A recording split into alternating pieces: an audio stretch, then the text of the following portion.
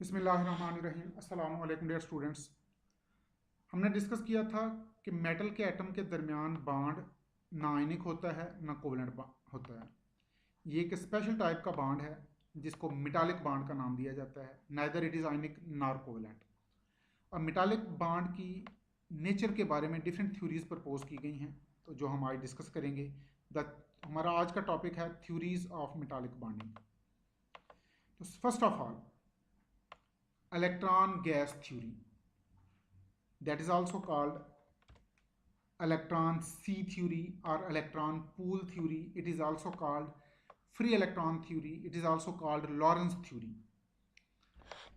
इसको electron gas theory इसलिए कहते हैं क्योंकि ये थ्योरी कहती है कि जिस तरह गैस के मालिक्यूल फ्रीली मूव करते हैं, गैस के मालिक्यूल के दरमियान neither there is force of attraction nor repulsion between gas molecule, similarly metal में वैलेंस इलेक्ट्रॉन इसी तरह फ्रीली मूव करते हैं।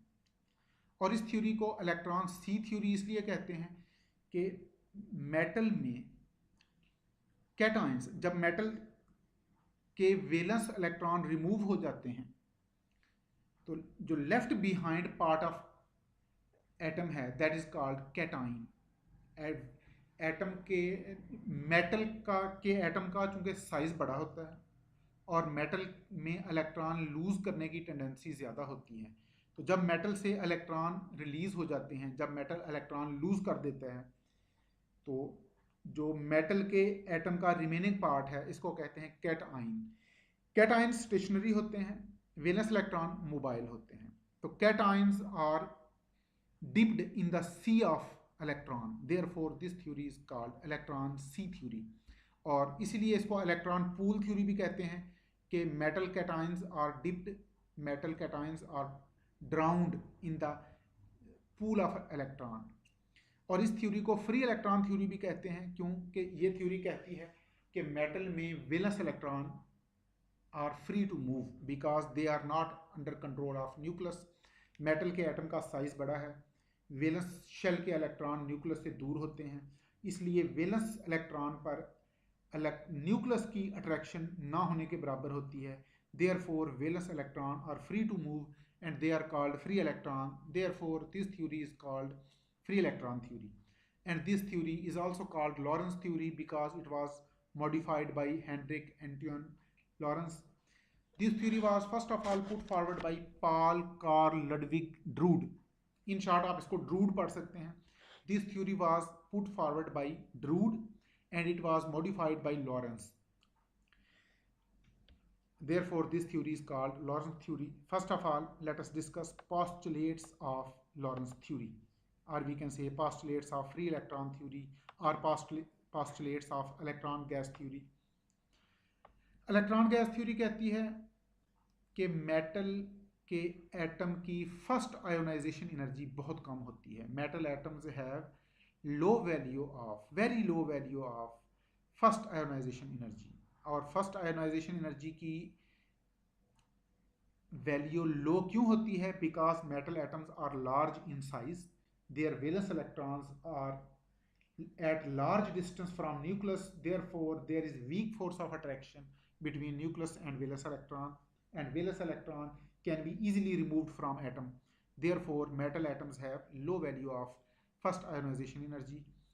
Valence electrons of metal atom are loosely held with the nucleus. valence metal के valence electron nucleus के साथ loosely attached होते हैं, and valence electron of metal atom are not under control of any nucleus. They can move freely. Metal के valence electron किसी भी nucleus के control में नहीं होते। They are not under control of any nucleus, therefore they can move freely.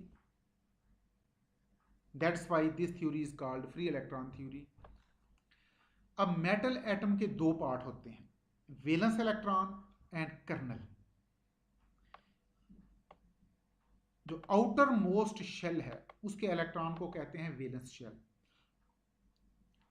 उन electron outer most shell को कहते हैं वैलेंस शेल, और आउटर मोस्ट शेल के इलेक्ट्रॉन्स को कहते हैं वैलेंस इलेक्ट्रॉन। ये वैलेंस इलेक्ट्रॉन जब एटम से रिमूव हो जाते हैं तो remaining part of atom is called kernel और cation. kernel is the part of atom that is left behind after removal of valence electron. Kernel is the part of atom left behind after removal of valence electron. valence electron की removal के बाद जो बाकी part बचता है उसे कहते हैं कर्नल. एंड कर्नल पर जाहिर है जब इलेक्ट्रॉन रिमूव हो जाएंगे तो रिमेनिंग पार्ट ऑफ एटम पर पॉजिटिव चार्ज होगा, therefore it is also called cation. kernel is positively charged, therefore it is also called cation. And valence electrons are light and mobile. valence electron हल्के होते हैं और mobile होते हैं. they are free to move, but kernels are heavy and stationary. kernels, they are heavyweight and they cannot move freely. they are stationary. they are at their fixed position. valence electrons are delocalized. चूंकि valence electron are free to move, therefore they are delocalized. they can move freely from one kernel to other kernel. ये किसी भी colonel के control में नहीं होते, ये किसी भी न्यूक्लियस के, किसी भी कैटाइन के कंट्रोल में नहीं होते. metallic bond is formed due to simultaneous force of attraction between valence electron and kernel. Valence electron और कर्नल के दरमियान जो अट्रैक्टिव फोर्स होती है that is called metallic bond. लेकिन ये किसी एक कर्नल और किसी एक वैलेंस इलेक्ट्रॉन की फोर्स ऑफ अट्रैक्शन नहीं है. It is force of attraction between all kernels and all valence electron. तो simultaneous force of attraction between valence electron and kernel is called metallic bond. और जितना valence electron ज़्यादा होंगे उतना ही metallic bond की strength ज़्यादा होगी. Strength of metallic bond is directly proportional to number of valence electron. Sodium में सिर्फ एक वैलेंस इलेक्ट्रॉन है, सोडियम में मेटालिक बॉन्ड वीक होगा. मैग्नीशियम में दो वैलेंस इलेक्ट्रॉन हैं, इसमें मेटालिक बॉन्ड स्ट्रांग होगा. और किसी एटम में वैलेंस इलेक्ट्रॉन अगर ज़्यादा होंगे उसका मेटालिक बॉन्ड ज़्यादा स्ट्रॉन्गर होगा. अब देखते हैं कि इलेक्ट्रॉन गैस थ्योरी मेटल की प्रॉपर्टीज़ को किस तरह एक्सप्लेन करती है. The characteristics of metals according two electron gas theory. Metallic bond non directional bond है because metal crystal consist of closely packed kernels. ये देखिएगा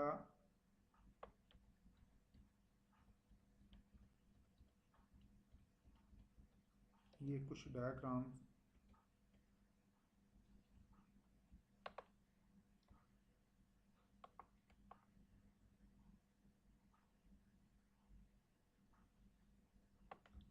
these diagram can explain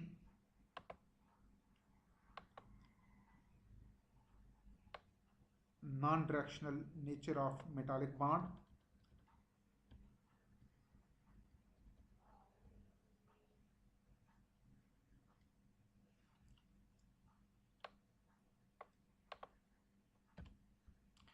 ये देखिए मेटालिक बॉन्ड नॉन डायरेक्शनल है. ये देखिए अगर आप इसे हिट करते हैं, यहाँ अगर मैंने इसकी हैमरिंग की, इसे हथौड़े से हिट किया तो ये कर्नल्स, ये जो पॉजिटिव चार्ज है ये सिर्फ न्यूक्लियस पर नहीं है क्योंकि न्यूक्लियस तो बहुत छोटा होता है. It is actually remaining part of atom after removal of electron. ये ब्लू वैलेंस इलेक्ट्रॉन्स हैं और red circle they are cations that are produced after removal of electron. जब आपने मेटल को हिट किया तो कैटाइंस डिस्प्लेस हो गए, उन्होंने अपनी पोजीशन चेंज कर ली. और जब कैटाइन डिस्प्लेस होंगे तो इनके साथ जो इलेक्ट्रॉन हैं ये भी डिस्प्लेस हो जाएंगे. तो मेटल ब्रेक नहीं होगा, अपनी पोजीशन चेंज करेगा, अपनी शेप चेंज कर लेगा.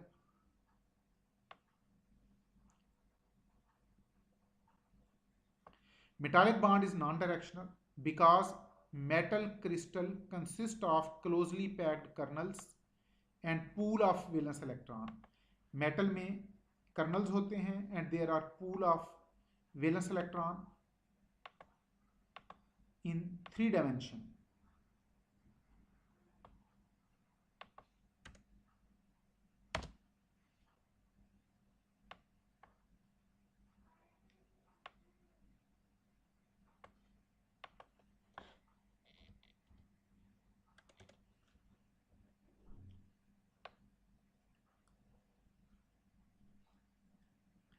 metallic bond is weaker than ionic bond and covalent bond. metallic bond ionic bond से भी weaker है, covalent bond से भी weaker है.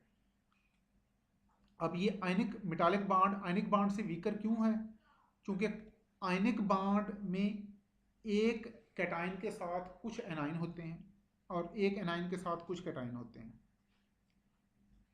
और आमतौर पर यही कंसीडर किया जाता है कि आयनिक बॉन्ड एक कैटाइन और एक एनाइन के दरमियान ही होता है. लेकिन मेटालिक बॉन्ड में बहुत सारे कर्नल्स होते हैं और बहुत सारे मोबाइल इलेक्ट्रॉन्स होते हैं. Metallic bond is weaker than ionic bond because ionic bond is formed due to attraction between cation and anion. Attraction between few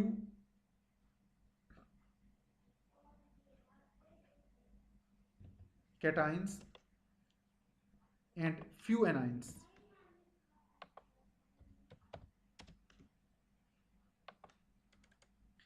But metallic bond is formed due to simultaneous attraction between many cations and mobile electron.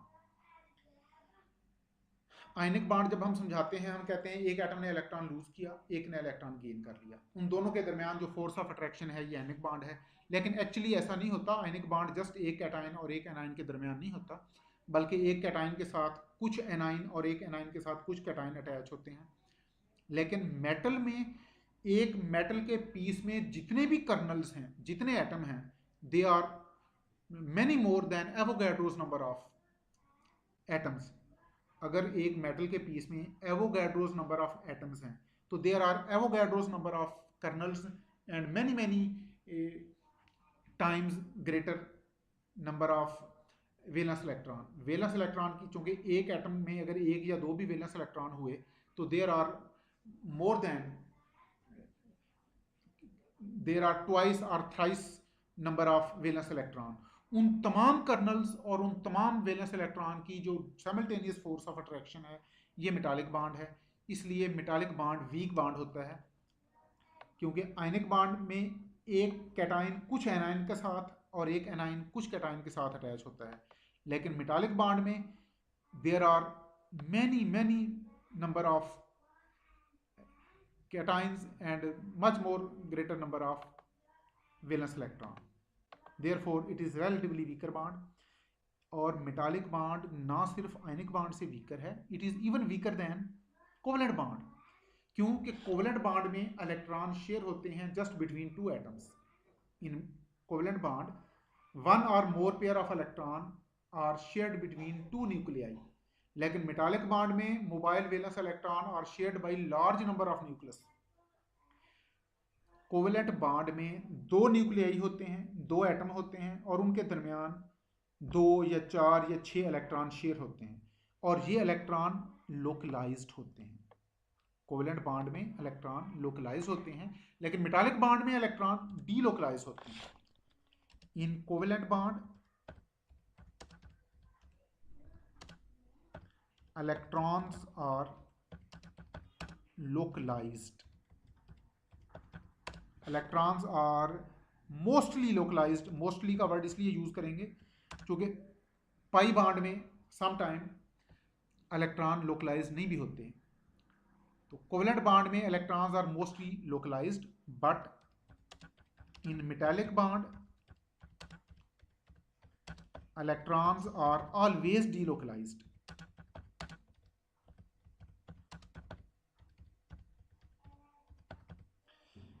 Covalent bond में तो electron सिर्फ उस सूरत में delocalised होंगे अगर उसमें conjugation है, लेकिन मेटालिक बॉन्ड में इलेक्ट्रॉन ऑलवेज डीलोकलाइज्ड होंगे. Therefore metallic bond is weaker than covalent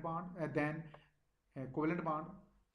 अब नेक्स्ट लेक्चर में हम इंशाल्लाह देखेंगे कि इलेक्ट्रॉन गैस थ्योरी मेटल की प्रॉपर्टीज को किस तरह एक्सप्लेन करती है.